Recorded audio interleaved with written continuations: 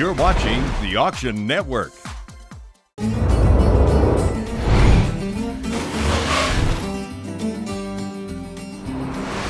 Cookie Lockhart wears one of the biggest crowns in the auction world. She's the reigning queen of auctioneering, smashing through the glass ceiling 40 years ago as one of the first female auctioneers in the country. At $200 would have been a quarter would have been 2 1/4 would have been 2 1/2 would have been 75. But you're out on the 275 and now 300 would have been $300. The three most important things you'll learn about business: get the money. That's a great line. Great thing to learn. Cookie steals the air out of the room. She is so big and so beautiful on the inside and the outside. I always say to Cookie when I'm with her that I feel like a wallflower because she's just so big and wonderful. Growing up in an auctioneering family, she didn't follow in her father's footsteps at first. It wasn't until she reached one of life's crossroads that she found her chance. Now, like I said, I was divorced and I had 2 kids when I went back home, and I was trying to decide what kind of school I should go to. You know, beauty school or whatever, but I couldn't put a bobby pin in straight. And my mother said, "Why don't you go to auction school?" And I remember the conversation. I said, "Auction school? Isn't that for boys?" My brother had just gone to this same school just a short time before. I don't know whether it was 4 years before, but not too long before. And she said, "No, not necessarily. I think you'd be real good at it." I did not know any other women auctioneers, no. There was supposed to be another girl going to the school, as I thought I had a roommate. And when I got there, she decided not to go. So I went to school with 126 guys and me. I was pretty nervous. And I thought about leaving, and then I thought, well, I can't now. How do you go home to your family and say I couldn't make it? So you had to stay, and it got easier. But they put an armed guard on my door. The reason they had to have a guard on the door is because I was cute and young and sexy, and I was the only girl there with 126 guys. I mean, figure. Cookie didn't get any breaks after graduating in 1963, despite her family's famous name. I would drive no matter how far it was. When I was in Denver and I first started selling, I was getting my real estate license, so I was going to school at night. And I would drive to anywhere where they'd let me sell when I got there, or even work. I'd just work the ring or anything. So oftentimes I might, drive 300 miles and not get paid a dime. I didn't care that I didn't get paid. I was trying to get the experience. And that's the most important part. You got to have that experience. Cookie's working road trips proved invaluable, but she learned the most from her brother and her dad's side. They were my idols, and the auction business is a fascinating thing, and I think if it gets in your blood, it's there, and you can't get it out. It's like putting something in the soup. It's in the soup. It's in your blood, and you just go forward from there. Despite all the mentoring, she froze up during her first auction. So this was like the first time I was selling. And I got up in this little box, and like my brother was there, and he's, getting the bids and doing whatever, and you could literally hear my knees knock over the PA system. I heard that noise, and I knew it was my knees knocking. It was going click, click, click, click. I was that nervous. And my brother came up and put his hand on my shoulder. It was like, cool. Everything was okay from then on. She said it was like a light switch went on. She knew she was okay, and she started, and she never stopped. My brother was extremely brilliant. He was, he always knew the right thing to do at the right time. He could have stood right here when there wasn't any development in this town, and he would have told you which lot to buy right up there when there wasn't a single thing there. He just always knew the right thing to do. And if you went to see about an auction, he knew what should be done to make it better. He could just think on his feet, and he was a real entrepreneur. And a real trader. He learned to trade from my dad. My dad was a horse trader, and he'd rather trade than make a profit. Well, it was just predominantly, a male's occupation, and there weren't more women because I think there's several reasons. Percentage-wise, I think women like security. They like, and it's particularly then, things have changed a lot over the years, and women have become more in the workforce, but I think women like to be secure, and it was kind of more the man's to go out. And then there's the voice factor. I think I was blessed with a great low voice, even though I can't sing. It's a good voice. It sounds like a man's voice. when I'm selling, sometimes I can hear my brother just real clear. I just hear his voice bouncing back off that microphone. Everybody in town knew my brother and my dad. And, you know, everyone in town knows the auctioneer, no matter what town it is, because you're on stage. At his funeral, someone said the two things he loved most in his life were auctioneering and cookie. My dad was real proud. As he got older, he got more proud. My dad just, the last few years of his life, I think all he lived for was auctions and me. Cookie returned the favor by passing the family business on to her daughter, Jo. Growing up, Cookie Lockhart's daughter was just, you better do it right, was what it was like. There's a high expectation. You know, you wear the best hat in town, but you also have to know everything about it. How to get it creased, where to go, what to do. And it isn't about how you look. It's about being able to represent that whole value system. The different style that my mom, Cookie, has over other auctioneers. Well, one thing is the experience, the way the experience comes through in her voice and in her vibration and the way it seems other people interact with her and watch it.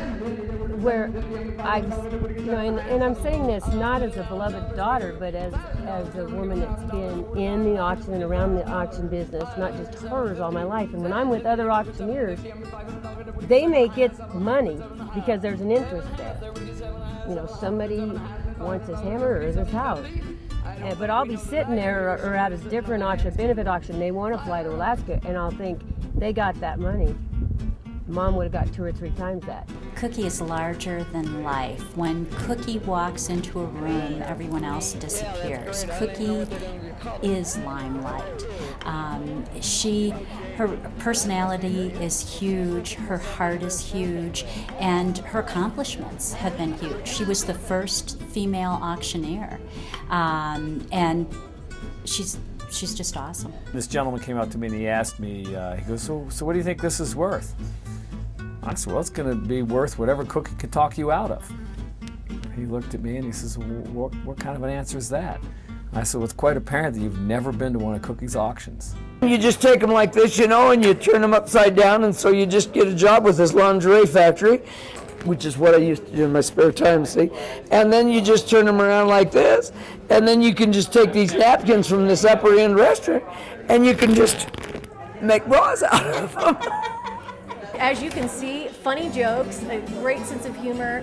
She really gets people moving, keeps people going, gets people alive, and really does, as far as bringing in the funds for the event, she really does get a lot more for our live auctions than we ever would in a silent auction. Humor to me is like balance to life. It's like the WD-40 of life's friction. And Cookie knows a few things about fashion. You have to look successful to be successful. I think you asked me about women earlier, and I guess that's partly what we're talking about, but I have seen some women that want to be in the auction business running around in t-shirts and tennis shoes. In my opinion, they're not going to make it. If you're going to be successful, you need to look successful, and you need to be dressed for the part. Including 2 of her trademark fashions, big hats and glasses. It's just all in the crease of the hat. That's what's so important about it, is how it's creased, how it's laid. People that know what they're doing never lay a hat down flat. You always lay a hat upside down, so that you don't get that squared off look. And I don't know, it's just really, really important. Hats were always important in my family. My dad and brother always wore a hat, and so I guess I did too. I guess the hat got in the blood. If you're gonna wear glasses, you might as well wear sparkly ones, or good ones. Well, one thing is they help me see better, but it's kind of just become a thing with me. Cookie's larger-than-life personality landed her on the classic show to tell the truth. What is your name, please? My name is Cookie Lockhart. I, Cookie Lockhart, am an auctioneer. Both my father and brother are auctioneers, so to keep up with them, I took a course at a school of auctioning where I was the only girl among 127 men. Well, I voted for number 1 because she has a nice deep voice, and I bet she's a good auctioneer. All right, and roll it there, boys. What'll I give for? At $200 would have been a quarter would have been 2 1/4 would have half, 2 1/2 would have been 75. But you're out on the 275, and now 300 would have been $300 quote. I'm at 275, and now 3 taking that quarter. At $300 The bright lights dimmed. Cookie faced every woman's fear. breast cancer. What else you gonna do? I mean, you're there. You can't. It's not something you can change. You can change a lot of things in life, but there's certain things you can't change. And then you got to just play the hand that was dealt you. Her relationships with people when she was undergoing treatment were very important to her, and she felt that her mission was to try to make people happier who were having to undergo chemotherapy and radiation and things like that. And one time she said to me, "Thank God I got cancer. It taught me so much." When you make other people feel good, you feel good. I'd love to go to that cancer treatment center and just to make somebody smile, if that's all. Because I think some of them never smile. Cookie beat cancer and celebrated during her induction to the Colorado Auctioneers Hall of Fame. Biggest honor I'd ever had. My dad was the first recipient of the Colorado Auctioneers Hall of Fame. I don't remember the year, and in the 80s. And then they named me the first woman ever in the Colorado Auctioneers Hall of Fame, and still am. And it was about 3 years ago, I think. It was 2001 or 2002. I'm sorry, I don't know the second which year it was. But really, really a big honor, because that's your peers that vote for you, And so then you've finally been accepted. It took a long time. I finally got there. And the honors keep coming. She's the first woman inducted into the National Auctioneers Hall of Fame. It's, of course, the highest honor I could receive. And this, I'm not going to consider this as a destination. It's going to be inspiration to go on and to, I hope, inspire the new people. There's been a tremendous number of auctioneers that have come to her to learn. Like, why are you so successful? Why do you love it so much? And I mean, that's her. It's what she wants to do, and she's one of those fortunate few in life that has found a job that's her passion. And she's more than passionate about it. And great at it. We try to be entertaining. I mean, people say they laugh a lot. A lot of people tell me they come to our auctions just to watch me, just to be entertained. I think that's not why I want you here, but I'm glad to have you part of the crowd. She's so multifaceted and so interesting and such a big personality, and she's famous within this community. There isn't anyone here who doesn't know her. She's a little bit like Cher. You don't even have to use her last name. You say Cookie and everyone says, "Oh yeah, Cookie." Everyone knows Cookie. But even Cookie knows she'll have to hang up her hat and give up her chant.